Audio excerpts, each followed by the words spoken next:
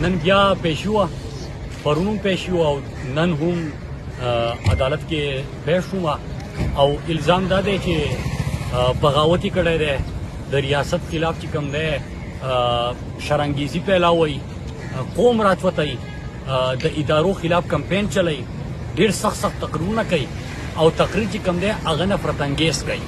نو دا الزامات دي. پرون په یو ځای کې پیش وه، نن دلته په اسلام آباد کې چې کوم ډسټرکټ کورټ دی هلته رالو او هلته پیشي ده. دلته په ایف کې په دې وخت کې موجود یم.